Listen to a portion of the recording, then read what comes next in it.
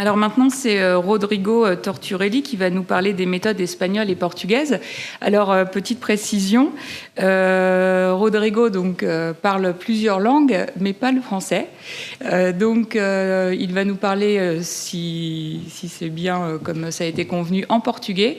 Et c'est Jean Nicolo qui va assurer la traduction. Donc, comme on a dit tout à l'heure, tradutore, traditore.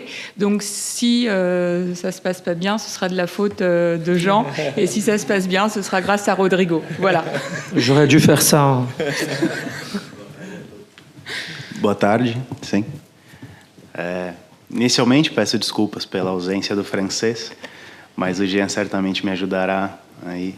Il s'excuse du fait de ne pas parler français, mais il espère que je vais l'aider. O objetivo da minha fala hoje é tratar dos modelos espanhol e português com relação à indenização pela ruptura do contrato do atleta profissional. Qui va traiter des modèles portugais et espagnols en ce qui concerne les indemnités découlant de la rupture du contrat de travail sportif. E lembramos, antes de entrar nos modelos específicos, que a leitura do artigo 17, 17º do regulamento FIFA indica. Avant de passer à l'analyse des deux systèmes espagnol et portugais, il veut rappeler que l'article 17 du règlement de la FIFA dit que o valor da compensação pelo exercício do direito de terminar o contrato sem justa causa pode ser livremente definido pelas partes em contrato. Que la valeur de la compensation découlant de la liberté de partie de finir, de définir d'une façon anticipée le contrat de travail peut être définie par les parties dans le contrat, dans le propre contrat. Que os critérios para calcular o valor da compensação pelo exercício desse direito não são objetivos. Que les critères pour calculer la valeur de la compensation ne sont pas objectifs. E que o valor da compensação pela ruptura do contrato entre clube e atleta deve ser definido com especial atenção à legislação nacional dos países envolvidos. Et que la valeur, le montant de la compensation découlant de l'extinction du contrat doit être défini avec une attention spéciale à la loi, aux droits internes des pays concernés.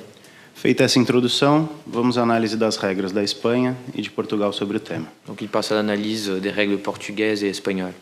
Na Espanha, no direito espanhol, a chamada buyout clause é denominada cláusula de rescisão e está prevista no artigo 16 do Real Decreto 1006 de 1985, que é o que regula a relação laboral dos desportistas profissionais. Ce que en anglais on appelle la buyout clause est dénommée en Espagne la cláusula de rescisão, qui est prévue dans l'article 16 du décret 1006 de 95, qui traite de la relation de travail entre sportifs professionnels et leur club. Diz o seguinte: a extinção do contrato por vontade do desportista profissional sem causa.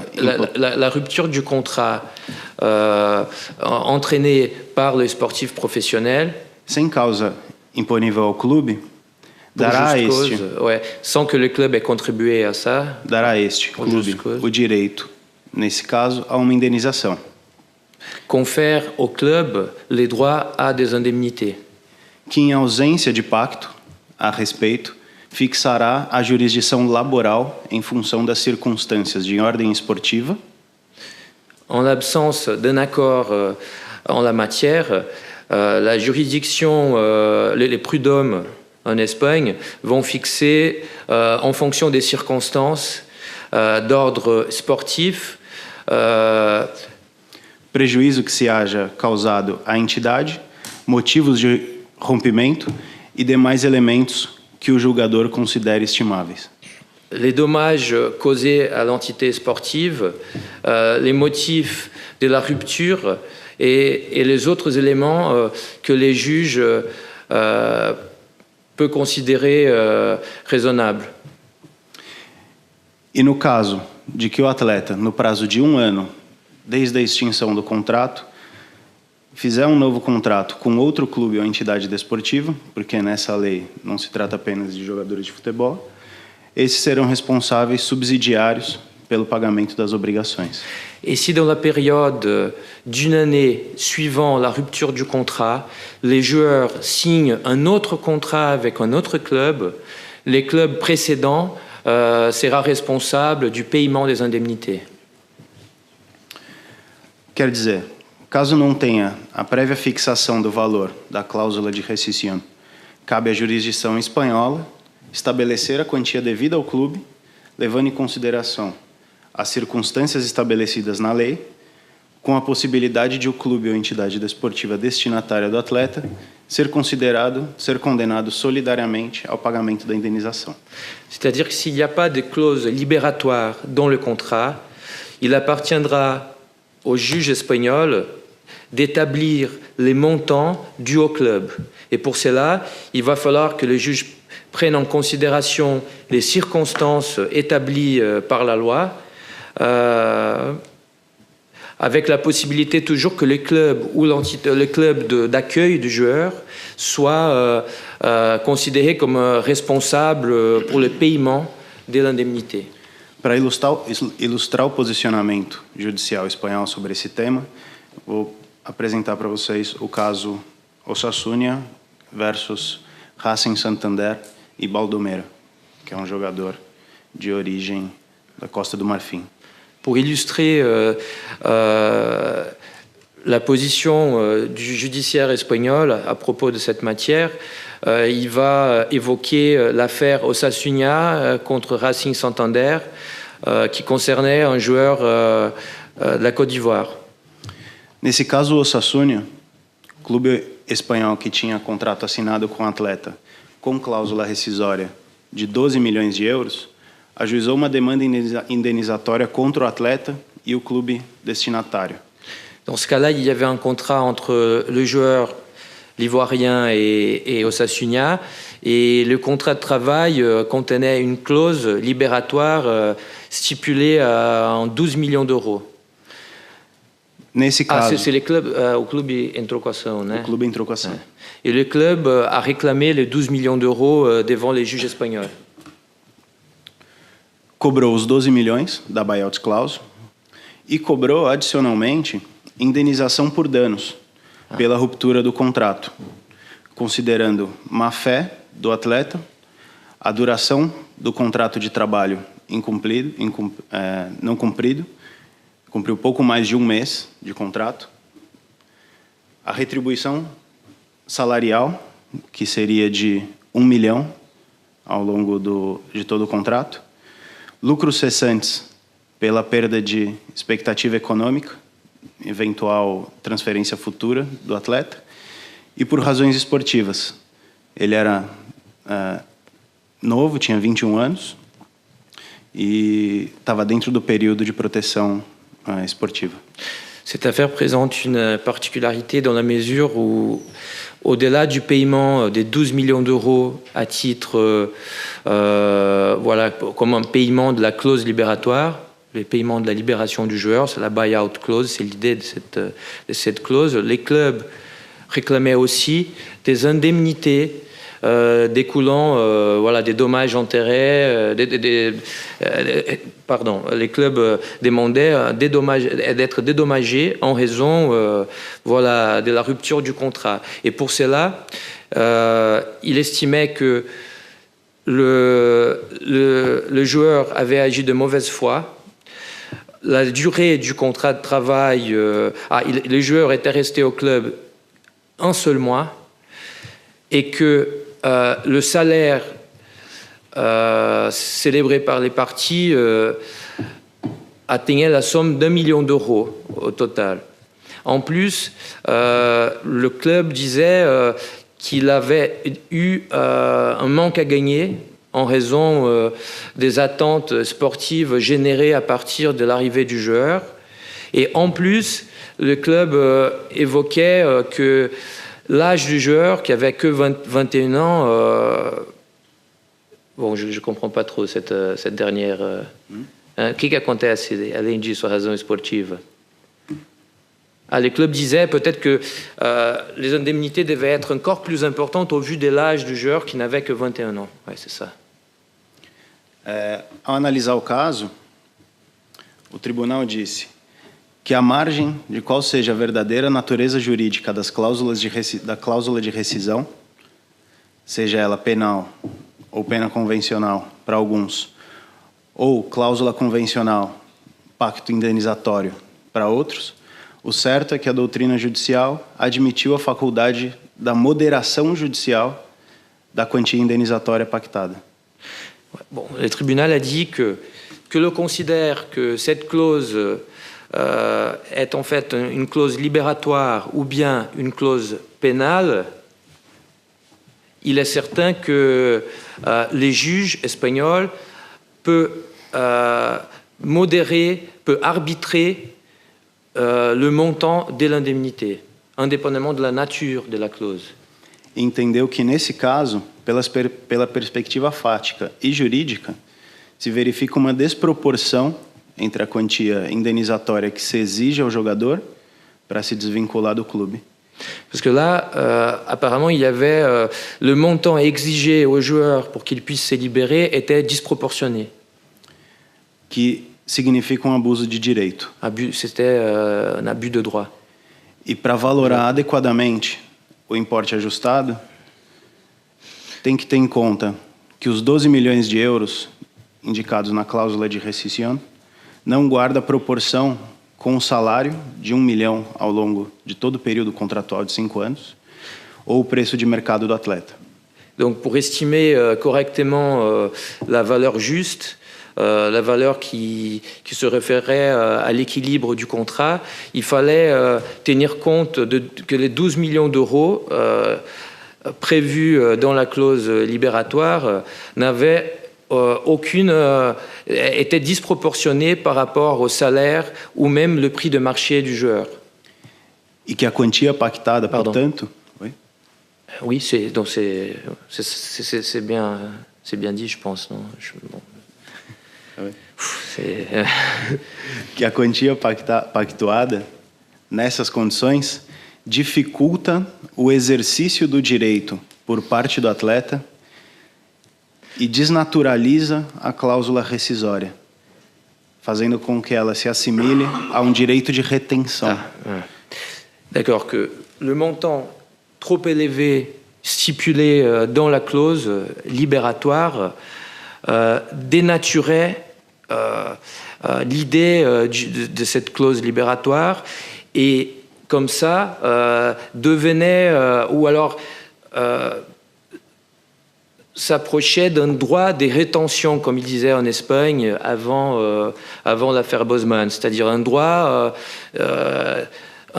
au club de garder les joueurs, même indépendamment des conditions qui lui seraient satisfaisantes. E nesse contexto, o juiz fixou a quantia indenizatória a ser paga pelo jogador em 6 milhões de euros. D'accord, donc finalement, l'indemnité a été fixée en 6 millions d'euros. Acrescido dos lucros cessantes que o clube perdeu pela expectativa econômica derivada de uma eventual transferência futura. En plus d'une valeur supplétive à titre en rapport avec les manques à gagner du club, parce que le club avait la possibilité de renégocier le joueur dans le futur. Ou seja, ele juntou a cláusula rescisória com a indenização por danos na mesma sentença. C'est-à-dire que dans la même décision, les juges espagnols ont aménagé la clause pénale avec la clause libératoire, une idée de clause pénale avec une idée de clause libératoire. Então, pela análise desse caso, podemos concluir em relação à Espanha que há previsão legal específica para a chamada cláusula de rescisão ou a buyout clause. Donc on peut conclure qu'en Espagne, il y a une prévision spécifique dans la loi à propos de la clause libératoire, pas la clause pénale. En anglais, on dirait la buyout clause. Na ausência de contrato, de cláusula contratual, ou até mesmo quando há cláusula contratual, a atribuição de responsabilidade à Justiça Laboral espanhola para a modulação desse valor. En l'absence d'une clause libératoire ou même lorsqu'il y a une clause libératoire contestée par l'une des parties, les juges espagnols peuvent être amenés à arbitrer le montant de la compensation, de l'indemnité, pour être plus précis. E, por fim, que não há critério objetivo que permita identificar a metodologia mais correta ou mais adequada para o cálculo da indenização, cabendo ao magistrado avaliar caso a caso. Donc il n'y a pas des critères objectifs qui permettent d'identifier la méthodologie plus intéressante pour calculer l'indemnité, de sorte qu'il appartient au juge de trancher chaque situation au cas par cas. O problema nessa situação é que isso gera insegurança jurídica, porque há pouca jurisprudência e a lei é pouco específica. E gera a possibilidade de apresentação de pedidos cumulados, como esse do caso, que é uma cláusula de rescisão mais indenização por danos, que serão calculadas caso a caso. Le problème, c'est que ça peut générer des insécurités juridiques envers le parti. Il n'y a pas trop de jurisprudence et il y a très peu de textes là-dessus. Et donc, on est devant la possibilité que le parti présente des demandes cumulées devant plusieurs juges, ou même, non, pardon, c'est pas ça, demandes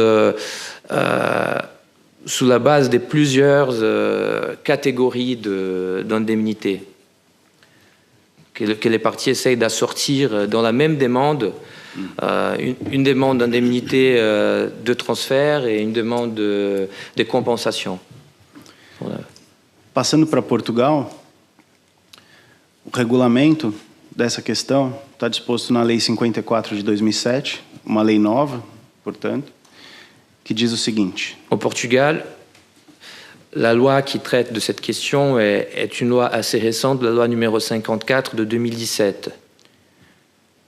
As partes no contrato de trabalho desportivo podem estipular o direito do praticante fazer cessar unilateralmente e sem justa causa o contrato em vigor, mediante pagamento à entidade empregadora de uma indenização fixada para o efeito. Que les parties à un contrat de travail peuvent stipuler des clauses concernant des clauses libératoires qui permettent que le contrat soit rompu sans juste cause, moyennant le paiement au club d'une indemnité fixée à cet égard. E o montante convencionado pelas partes, diz a lei, pode ser objeto de redução pelo tribunal de acordo com a equidade. Le montant fixé par les parties, accordé par les parties, peut faire l'objet d'une réduction, peut être amené à être réduite par les tribunaux. Se for manifestamente excessivo, designadamente tendo em conta o período de execução contratual já decorrido. Si la clause est excessive, en fait, pour une compréhension plus globale, les juges portugais peuvent être amenés à réduire le montant de l'indemnité ou de l'indemnité fixée par la clause libératoire lorsque ce montant est manifestement excessif et il doit toujours pour cela tenir compte du période restant du contrat, voilà, la période résiduelle du contrat.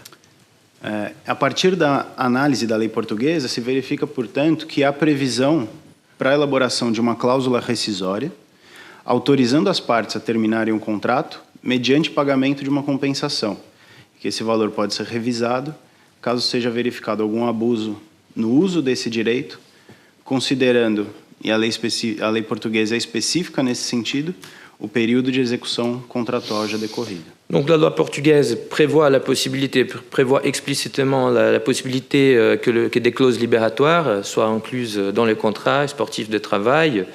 Et comme c'est là, les parties peuvent peuvent procéder à la rupture du contrat lorsqu'elles veulent. Mais bon, la partie qui entraîne la rupture du contrat va devoir payer l'indemnité à l'autre partie et cette indemnité peut être après revu à la baisse par les juges portugais.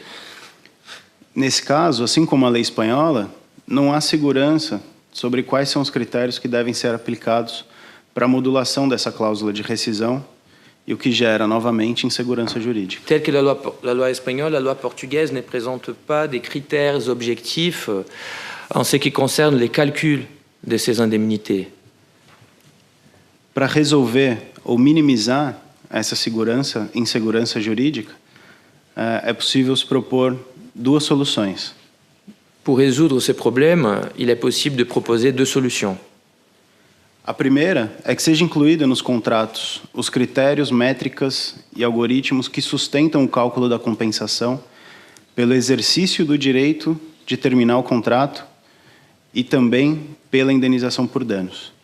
La première idée, c'est que, comme on avait évoqué d'ailleurs, qu'il soit possible aux parties de se référer à des critères comme des algorithmes pour pouvoir prouver, pour pouvoir fixer la compensation qui découle de l'exercice légitime de mettre fin, de mettre un terme au contrat avant sa date prévue.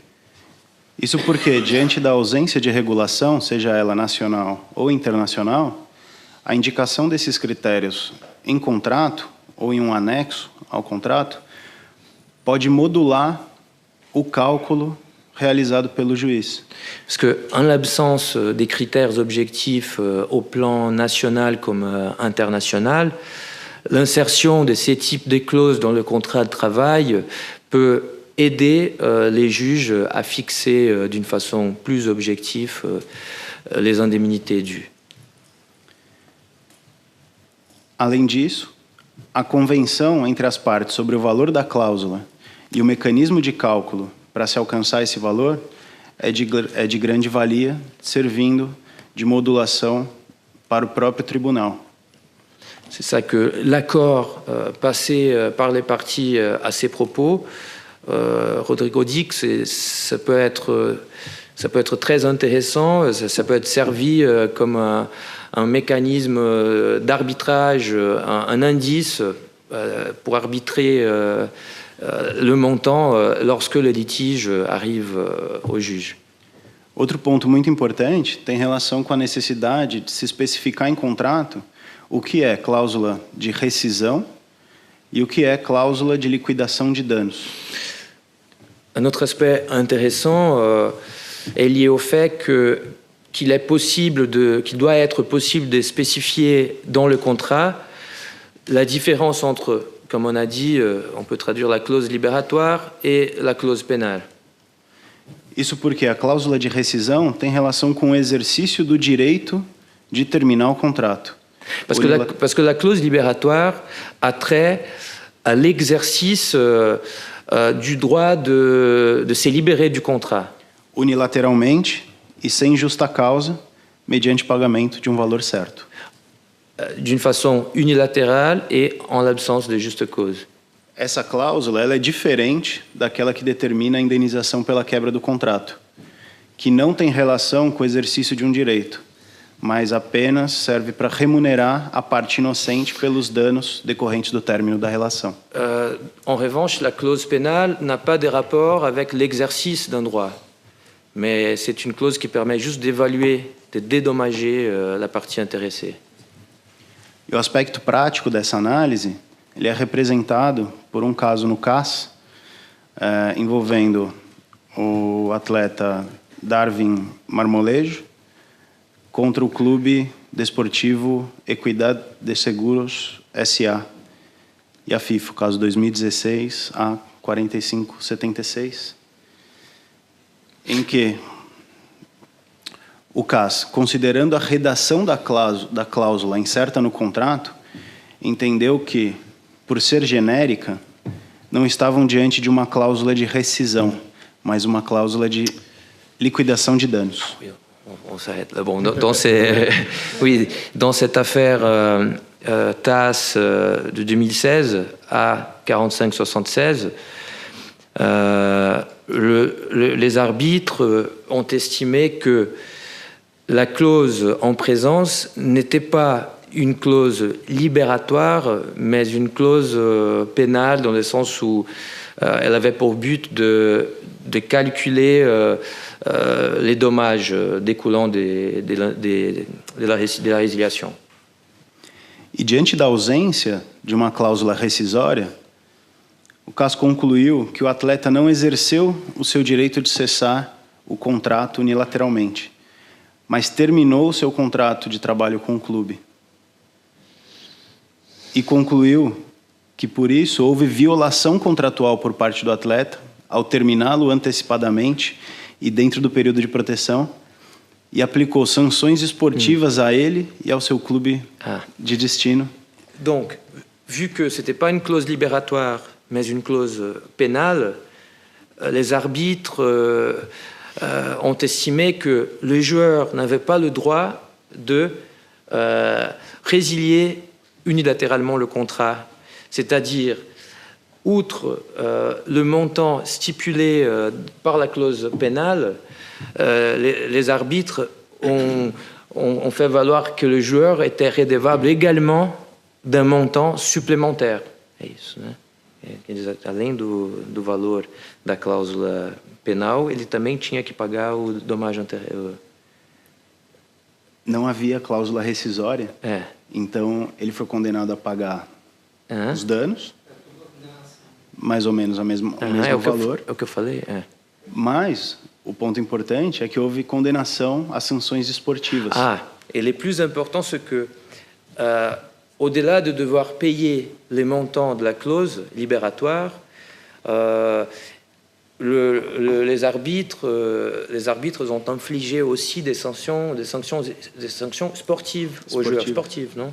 Esportivas ao atleta e ao clube destinatário. Parce que ce n'était pas une vraie clause libératoire, c'était plutôt une clause pénale. Porque eles terminaram o contrato sem existir no próprio contrato a opção de terminá-lo sem justa causa, com pagamento de indenização. Donc ils avaient pas le choix, parce que pour ces arbitres du TAS, pour cette formation, le choix découle de la clause libératoire. Dès qu'il n'y a pas de clause libératoire pour ces arbitres, il n'y avait pas de choix. C'est-à-dire, les joueurs ne pouvaient pas résilier unilatéralement le contrat sans se voir imposer des sanctions sportives.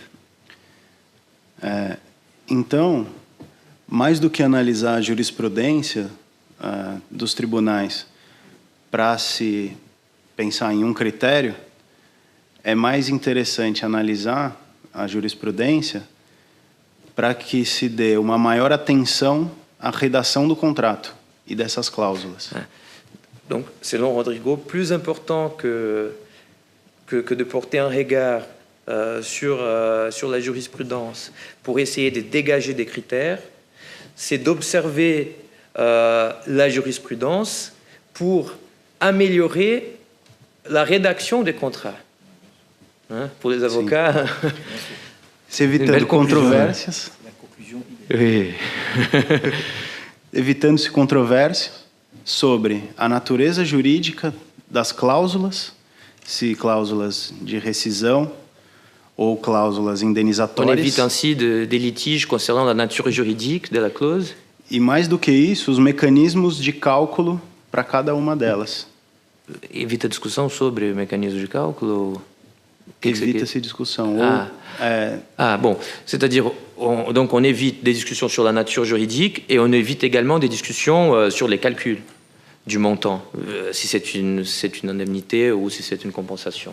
Ou, na melhor das hipóteses, se pode modular o método de cálculo que passa a ser adotado pelo juiz ou pelo tribunal, pela jurisprudência, porque não há critério.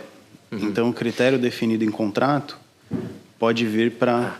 Donc, à la limite, il est possible, selon Rodrigo, et je vais essayer d'être très clair là-dessus, dès qu'il n'y a pas des critères pour établir ces montants, les montants d'indemnité, au pire, les parties peuvent, dans les contrats, fournir des critères que le juge saisi du litige devra mettre en place.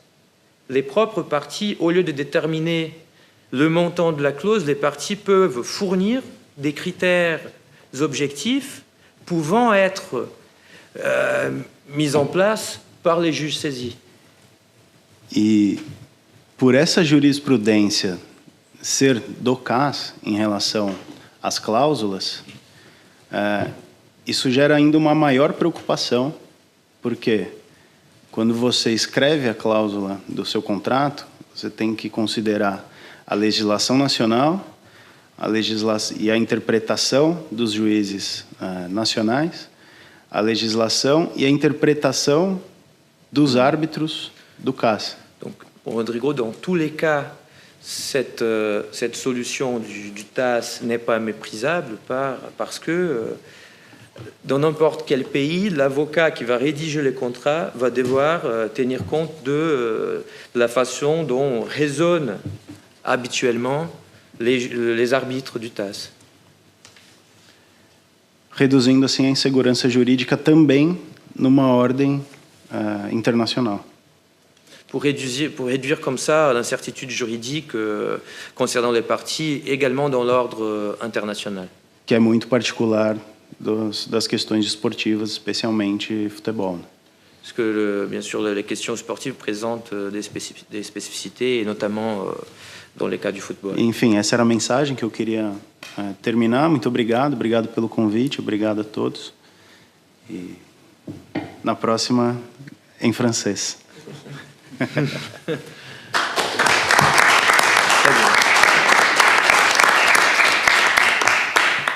Alors merci beaucoup Rodrigo, merci aussi Jean pour la traduction. Ça nous a encore porté sur d'autres questions, notamment la question de la qualification des clauses libératoires, puisque même si elles ne sont pas autorisées en droit positif français, on a déjà évidemment ce débat en doctrine. Est-ce que c'est une clause pénale? Est-ce que c'est une clause de dédit? Est-ce que c'est une clause innommée? Quel va être le rôle du juge par rapport au montant de l'indemnité? Est-ce qu'il va pouvoir moduler ce montant ou pas? Donc ce sont des interrogations qu'on a. Et donc on a vu les éléments de réponse par rapport au juge espagnol, au juge portugais. Ensuite, la question du montant qui n'est pas déterminé mais déterminable. C'est bien du point de vue de la sécurité juridique. Après, une fois qu'il va falloir mettre en œuvre en termes de durée, par contre, des procédures, ça peut peut-être être plus compliqué.